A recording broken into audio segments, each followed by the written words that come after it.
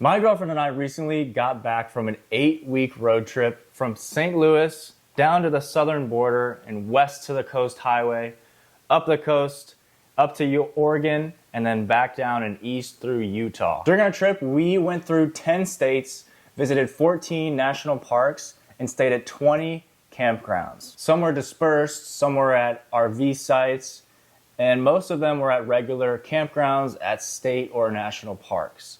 And the price was about $35 a night for most of these sites, with a few exceptions. Some were less and some were more. Overall, we had a really good experience and didn't have any unpleasant encounters with other people camping, but a few campsites definitely were better than others. Factors out of our control, like the weather, really affected how we viewed these campsites because we were in a tent the whole time. 20 campsites, 1 in Oklahoma, 2 in Texas, 2 in New Mexico, 3 in Arizona, 7 in California, 4 in Utah, and 1 in Colorado. Our first national park was Big Bend. We went from St. Louis, drove 10 hours through Oklahoma, stayed at a campground in Oklahoma, and then went down to Texas and stayed at Big Bend for 4 nights. Our first 3 nights were at Big Bend Backcountry, Grapevine Hills Road, which was a dispersed campsite with no amenities, and it took about 45 minutes to get to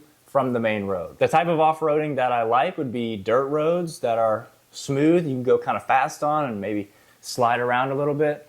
The off-roading that I don't like is this road. It was jagged rocks, there was rocks sticking out of the ground, and it was also washboarded.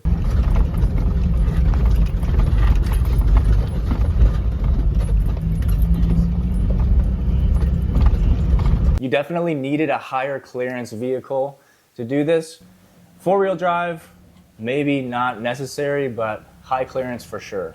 And the 4-wheel drive definitely helped. There were a few really steep dips and ascents, and that low range definitely helped.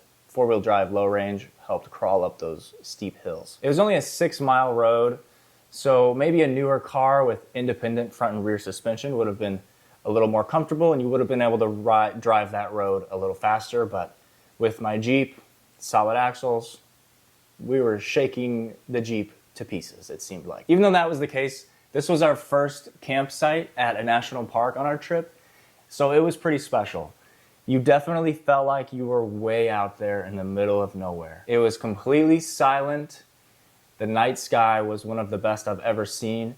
Even at 10 p.m., you could see the Milky Way. You didn't even have to wait until 3 a.m. And I'm sure it was amazing at that time, but we didn't stay up that late. It was also really nice and warm compared to where we came from here. We kind of escaped the Missouri winter, and in Oklahoma, it was also very cold. So we were finally in the warmth, which was really nice, and it had cell service. So even though you felt like you were way out there in the middle of nowhere, because it really looked like you were, you still had cell service. And it was only $10 a night. So the only bad part about this site was the time it took to get in and out. By that last day, I was ready to be done with driving on that road. We also camped at a campground on the other side of the park near the Santa Elena Canyon. I think it was called Cottonwood Campground. But it was a traditional campground. It had pit toilets. The spots were slightly close together, but it was really relaxing. There were a bunch of shade trees. There were really nice bear boxes and picnic tables.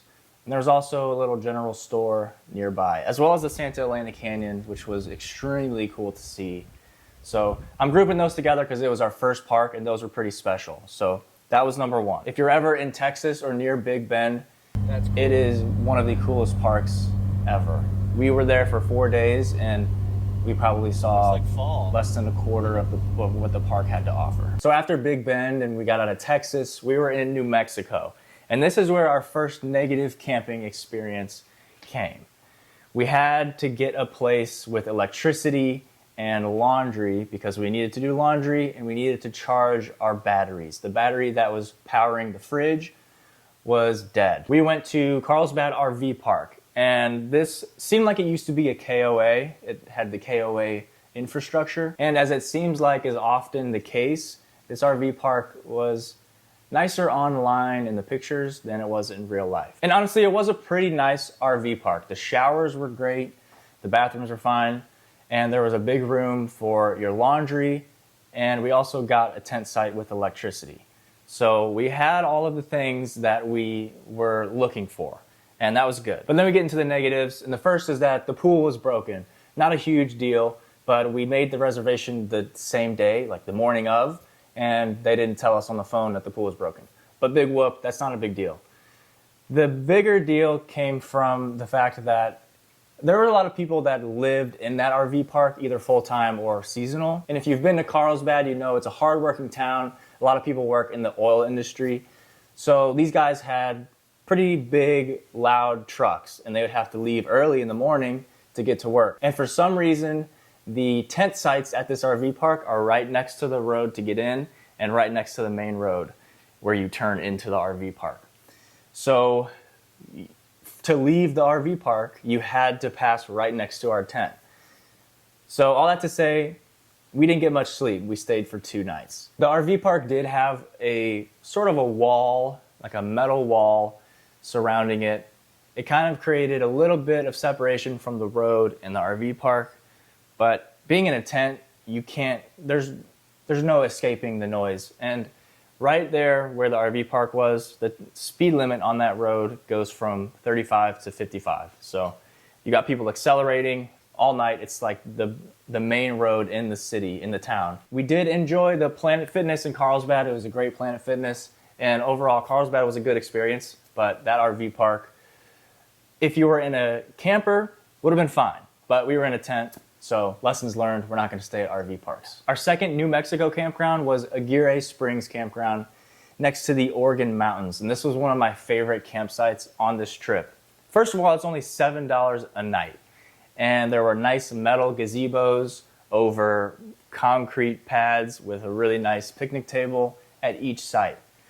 And for $7 a night, that's pretty good infrastructure to have. This was on BLM land, so it wasn't a state park or national park. It was on Bureau of Land Management land, so that's why it was cheaper. There were also pit toilets available, so you don't have to pack out your poop.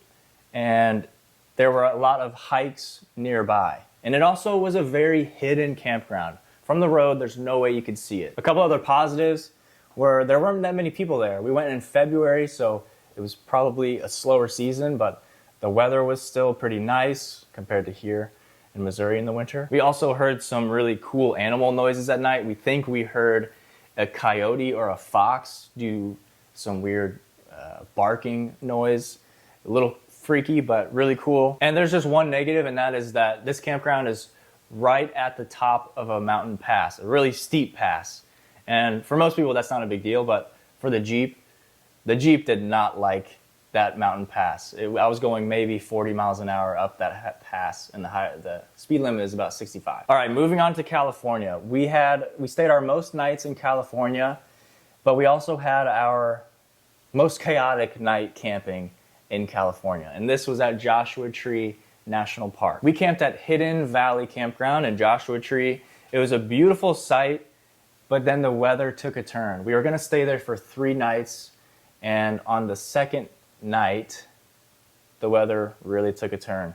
We happened to be there when there was an historic wind and rain event. So while we were sitting in the Jeep trying to see if this would just blow over and pass by, our tent was getting ripped apart by the wind, and eventually the tent completely collapsed and broke a piece of the connecting rods that holds the tent up, that provides the support for the tent. So, and this was after we got back in the tent to try to go to sleep, and we were trying to hold things up and put things back together.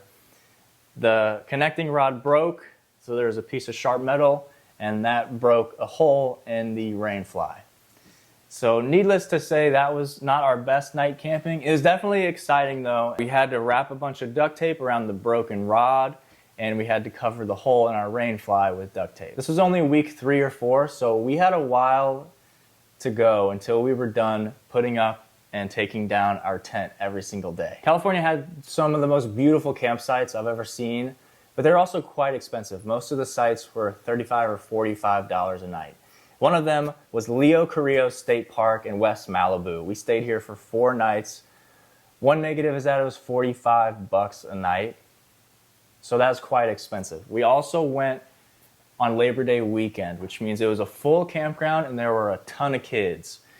Now, if you have kids, that's a great thing, but it was just me and Taylor, and it was a little noisy. But this is a really cool campground. It has a nice general store. There's coin-operated showers. There's bathroom buildings with running water. It's really nice. And the best part is that it's about a 5-minute walk from the ocean. And there's a nice sandy beach where you can lounge and sunbathe, but there's also a rocky section where you can tide pool and see some cool sea animals. And there was always surfers that were surfing on this section of beach. So it was cool just to wake up at camp, maybe make a coffee, walk over to the beach. It's like a classic beach scene. You walk under the highway, which was the one, and then you're on the beach. It was amazing. I wish we could have stayed there longer, but 4 nights was enough. This was also kind of a stressful time in our trip because Taylor and I both work for the Park Service. So we weren't sure if we were gonna have jobs for the summer. And it was quite stressful, but I'm glad to say that it all worked out and we're squared away, at least for the summer. So my next favorite campground was Plaskett Creek Campground in Gorda, California. This was right off the one, and you could hear the waves crashing from the campsite. This was a beautiful, peaceful campground. You could tell you were getting up north because the trees were getting bigger and it was more humid and a little wetter. The best part about this campground is it was just a short walk away from a state park with access to the ocean. So unlike the beach at Carrillo State Park, which was nice and sandy and there's no real big drop-offs or cliffs, this was a classic West Coast beach. It was a sheer drop-off from the hill and then a pretty rocky beach with big waves. So you could find some really cool tide pooling as well as some really cool rocks that have been tumbled and smoothed over for hundreds of years. The campsites were also really nice. This campground had running water and bathroom buildings, and it wasn't too crowded when we were there. Plus, the camp host was a really cool person, really cool couple, and the guy definitely had a classic California surfer bro attitude. So it was a really cool campsite to stay at. And after this, we were going further north in California. So an honorable mention is Shelter Cove Campground. We camped right next to a small airfield in this little community right on the coast. We had to go over an extremely steep pass, definitely more Pacific Northwest feeling because it was cloudy and rainy basically the entire time we were there. We were there for 2 nights. But from our campsite, you were a short distance away from a really rocky shore. So there's definitely not a sandy beach here where you can sunbathe. This was a really rocky shore that was cloudy all the time, at least when we were there. And you could hear the seals, the sea lions from our campsite all the time. But the tide pooling here on this beach was amazing. We saw starfish, we saw a ton of crabs, hundreds of crabs, and a lot of other really cool sea life. And it was a pretty basic campground, but again, it offered running water, and they also had just built a covered picnic area with probably 12 picnic tables inside. It had Wi-Fi inside and a big TV. So they knew that it rains a lot there, and so they provided this really cool covered area to hang out in if you were tent camping like us. They also had a general store where they would fry up fish and chips. If it wasn't so rainy, or maybe if we were in a small camper instead of a tent, this would definitely be in the top 3. I have to tell you about another honorable mention, which was Burlington Campground in Humboldt Redwoods State Park. This is in the Redwoods, so the tallest trees in the world. If you haven't seen the Redwoods, you need to. It is mind-boggling how tall and big these trees are. And the fact that they can stand still with basically nothing in their trunk because it's been burnt out.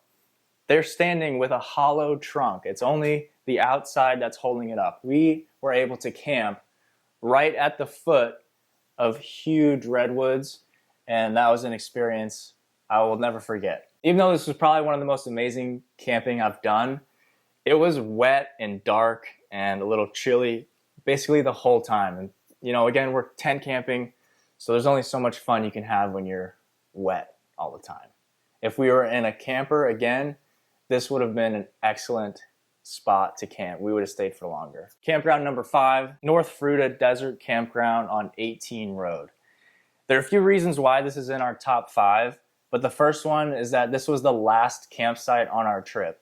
So just knowing that this would be the last time we're setting up and taking down our tent was a really good feeling, because doing that for the last 8 weeks was getting very tiring, especially with a broken pole and a rip in our rain fly. Not only that, but the town of Fruita is really cool, and we stayed 2 nights. One of the days we went to a local coffee shop, and we were also there on St. Patrick's Day. So we went to a local brewery and stayed there for a few hours having some drinks. The town of Fruita has a small town feel, but also a little bit of touristiness. You kind of feel like you're in this hidden gem. We also met up with Travis from Element Outdoors and Overland. I met him at Overland Expo 2024 in Loveland, Colorado. And his shop is in Fruita. So they do Jeep rentals and guided tours. That was in the top 5. And if we go back to Fruita, we're definitely going to stay in that same campground. And on the last morning, our last morning of camping, it snowed a lot, which is a little unexpected, but I would take snow over rain any day. Our last few days were just supposed to be driving east on Highway 70. We were supposed to go from Fruita to near Denver and Golden and stay a night there, and then drive to Lawrence, Kansas and stay another night there, both in hotels.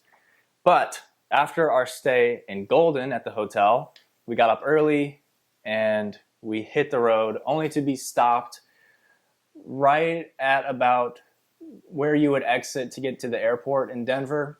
We got stopped because the entire highway, all through Kansas, was completely shut down due to blizzard conditions.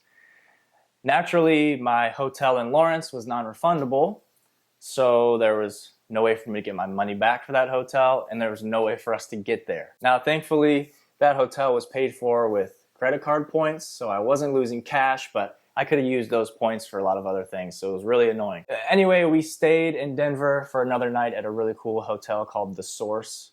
So we made it worth it, even if we lost some money on that one. And then the next day, we just did the rest of the drive in one day. It was about 12 hours. Those are my top 5, plus a few extras. Thanks for watching. Peace.